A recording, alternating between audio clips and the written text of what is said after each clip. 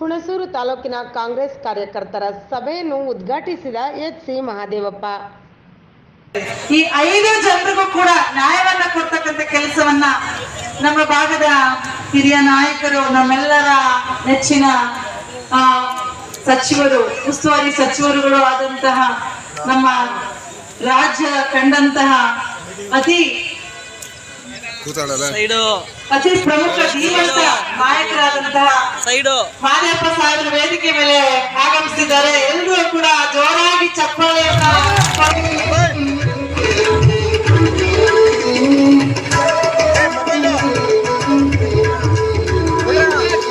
ಮೈಸೂರು ಜಿಲ್ಲಾ ಕಾಂಗ್ರೆಸ್ ಅಧ್ಯಕ್ಷರಾದಂತಹ ಡಿ.ಜೆ. ವಿಜಯ್ ಕುಮಾರ್ ಕೂಡ ಈ ವೇದಿಕೆಯಲ್ಲಿ ಭಾಗವಹಿಸಿ ಕಾರ್ಯಕ್ರಮದಲ್ಲಿ ಪಾಲ್ಗೊಂಡಿದ್ದಾರೆ. ಇವರೆಲ್ಲರಿಗೂ ಕೂಡ ಹುಣಸೂರು ಬ್ಲಾಕ್ ಕಾಂಗ್ರೆಸ್ ಸಮಿತಿಯ ವತಿಯಿಂದ ಅನಂತ ಧನ್ಯವಾದಗಳನ್ನು ಅರ್ಪಿಸ್ತಾ ಇದ್ದೇವೆ. ಗೌರವಾನ್ವಿತ ನಮ್ಮ ಅಭ್ಯರ್ಥಿಯಾದಂಥ ಶ್ರೀಮಾನ್ ಎಂ. ಲಕ್ಷ್ಮಣರವರು ಕೂಡ ಈ ಕಾರ್ಯಕ್ರಮದಲ್ಲಿ ಭಾಗವಹಿಸಿದ್ದಾರೆ.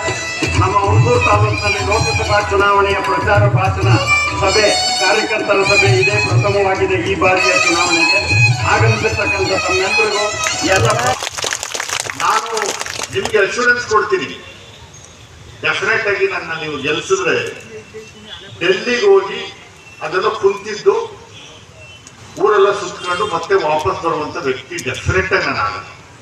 100% ನಮ್ಮ ಕ್ಷೇತ್ರದ ಸಮಸ್ಯೆಗಳ ಬಗ್ಗೆ, ನಮ್ಮ ರಾಜ್ಯದ ಸಮಸ್ಯೆ ಬಗ್ಗೆ, ಯಾವ ಸಮಸ್ಯೆ ಇದ್ರೂ ಸರಿ, ಯಾವ ಪಾರ್ಲಿಮೆಂಟ್ ಇದ್ರೂ ಸರಿ, ನೇರವಾಗಿ ನಾನು ಮಾತಾಡುವಂತ ಒಂದು ಮನೋಭಾವ ಇದೆ, ಅದು ಮಾತಾಡ್ತೀನಿ. ಸಾಕಷ್ಟು ಸಮಸ್ಯೆಗಳಿದ್ದಾವೆ. ಒಬ್ಬ MP ಏನೆಲ್ಲ ಮಾಡಬಹುದು ಅನ್ನೋದಕ್ಕೆ ಸಾಕಷ್ಟು ಉದಾಹರಣೆಗಳಿದ್ದಾವೆ, ಕೆಲಸಗಳಿದ್ದಾವೆ. ನಮ್ಮ ರಾಜ್ಯದಲ್ಲಿ ಇನ್ನೂ 4 ವರ್ಷ ನಮ್ಮ ಸರ್ಕಾರ ಇರುತ್ತೆ. ಅದಾದ್ಮೇಲೆ ಇನ್ನು 5 ವರ್ಷ ಕಂಟಿನ್ಯೂ ಆಗುವಂತದಕ್ಕೂ ನಮಗೆ ವ್ಯವಸ್ಥೆ ಇದೆ. ನಮ್ಮ ರಾಜ್ಯ ಸರ್ಕಾರದ ಜೊತೆಯಲ್ಲಿ ಮುಖ್ಯಮಂತ್ರಿಗಳು ನಮ್ಮ ಭಾಗದವರಾಗಿರೋದ್ರಿಂದ ಅವ್ರ ಜೊತೆಯಲ್ಲಿ ಸೇರಿ ಕೆಲಸ ಮಾಡುವಂತ ಒಂದು ವ್ಯವಸ್ಥೆ ಕಲ್ಪಿಸ್ಕೊಡುವಂಥದ್ದು ಆಗಬೇಕು. ಸರ್ಕಾರ ನಮ್ದಿರುತ್ತೆ, MP ಇನ್ಯಾರು ನೀವು ಗೆಲ್ಸಿದ್ರೆ ಸ್ಟೇಜ್ ಮೇಲೆ ಕೂತ್ಕೊಳ್ಳಕ್ಕೆ ಬರಲ್ಲ. ಅವರು ನಾವೊಂದು ಮಾತಾಡಿದ್ರೆ ಅವರೊಂದು ಮಾತಾಡಿದ್ರೆ ಇನ್ನೊಂದು ಮಾತಾಡುವಂತ ಕೆಲಸಗಳು ಆಗ್ತದೆ ಹೊರತು ಅಭಿವೃದ್ಧಿ ಆಗಲ್ಲ. ಮೈಸೂರು ಲೋಕಸಭಾ ಮತ್ತೆ ಕೊಡಗು 2 ಜಿಲ್ಲೆ ದೊಡ್ಡ ಮಟ್ಟದ ಉದ್ಯೋಗ ಸೃಷ್ಟಿ ಮಾಡುವಂಥದಕ್ಕೆ ಎಲ್ಲಾ ಅವಕಾಶಗಳಿದ್ರೂ ಕೂಡ ಏನ್ ಡಬಲ್ ಇಂಜಿನ್ ಸರ್ಕಾರ ಅಂತ ಕ್ಲೈಮ್ ಮಾಡ್ತಾ ಇದ್ರು ಬಿಜೆಪಿಯವರು, ಒಂದೇ ಒಂದು ದಿವಸನೂ ಅದು ಪ್ರಯತ್ನ ಮಾಡಲೇ ಇಲ್ಲ. ಉದ್ಯೋಗ ಸೃಷ್ಟಿ ಮಾಡುವಂಥದಕ್ಕೆ ಎಲ್ಲಾ ಅವಕಾಶಗಳಿದಾವೆ. ಪರ್ಟಿಕ್ಯುಲರ್ಗೆ ಟೂರಿಸಂ ಸೆಕ್ಟರ್, ಪ್ರವಾಸೋದ್ಯಮ, IT ಸೆಕ್ಟರ್, ಇನ್ಫಾರ್ಮೇಶನ್ ಟೆಕ್ನಾಲಜಿ ಸೆಕ್ಟರ್ಗೆ 7 ಮಾಡಿಸಿರುವಂತ ಜಾಗ, ಪ್ರವಾಸೋದ್ಯಮಕ್ಕೆ ಕೊಡಗಂತೂ 7 ಮಾಡಿಸಿರುವಂತ ಜಾಗ. ಅದ್ರ ಬಗ್ಗೆ ನರೇಂದ್ರ ಮೋದಿ ಅವರು 2014ರಲ್ಲಿ ಮೈಸೂರಿಗೆ ಬಂದಾಗ, ಚುನಾವಣೆ ಪ್ರಚಾರಕ್ಕೆ ಬಂದಾಗ, ಮೈಸೂರನ್ನ ಪ್ಯಾರಿಸ್ ಮಾಡ್ತೀವಿ ಅಂತ ಹೇಳ್ಬಿಟ್ಟು ಹೋದ್ರು, ಕೊಡಗನ್ನ ಸ್ವಿಟ್ಜರ್ಲ್ಯಾಂಡ್ ಮಾಡ್ತೀವಿ ಅಂತ ಹೇಳ್ಬಿಟ್ಟು ಹೋದ್ರು ಹೊರತು ಎಲ್ಲೂ ಯಾವ ಕೆಲಸನೂ ಮಾಡಲಿಲ್ಲ. ನಿಮ್ಮ ತಾಲೂಕಿನ ಬಹಳ ಪ್ರಮುಖವಾದಂತ ಇಶ್ಯೂ, ವಿಚಾರ, ಸಮಸ್ಯೆ, ತಂಬಾಕು ಬೆಳೆಗಾರರ ಸಮಸ್ಯೆ, ಅಧಿಕೃತ ಮತ್ತು ಅನಧಿಕೃತ ಬೆಳೆಗಾರರ ಸಮಸ್ಯೆ, ಅದಕ್ಕೆ ನಾನು ಸಂಪೂರ್ಣವಾಗಿ ಅದನ್ನ ಬಗೆಹರಿಸುವಂತದಕ್ಕೆ ನಾನು ನಿಮ್ಗೆ ಅಶ್ಯೂರೆನ್ಸ್ ಕೊಡ್ತೀನಿ. ಎಲ್ಲ ಮಂತ್ರಿಗಳ ಮುಂದೆ ಪ್ರಾಮಾಣಿಕ ಪ್ರಯತ್ನ ಮಾಡ್ತೀನಿ. ಅದನ್ನ ಬಗೆಹರಿಸುವಂತ ಕೆಲಸವನ್ನು ಕೂಡ ಮಾಡ್ತೀನಿ. 3ನೇದು, ಹಿಂದಿನ MP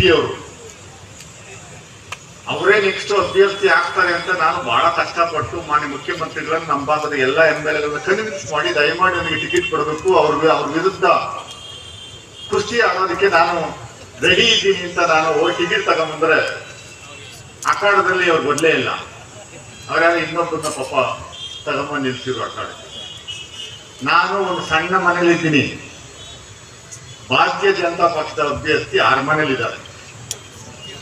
ನಾನು ಬೀದಿಯಲ್ಲಿ ನಿಂತ್ಕೊಂಡು ಹೋರಾಟ ಮಾಡ್ತೀನಿ. ಅವ್ರು ಎಲ್ಲಿರ್ತಾರೆ ಅನ್ನುವಂಥದ್ದು ನೀವೇ ಹೇಳಿ. 24/7 ನಾನು ಜನಗಳಿಗೆ ಸಿಗ್ತೀನಿ. ಮೈಸೂರಲ್ಲೂ ಸಿಗ್ತೀನಿ, ಹುಣಸೂರಲ್ಲೂ ಸಿಗ್ತೀನಿ, ಕೊಡಗಲ್ಲೂ ಸಿಗ್ತೀನಿ. ನಾನೊಬ್ಬ ಸಾಮಾನ್ಯ ಪ್ರಜೆ.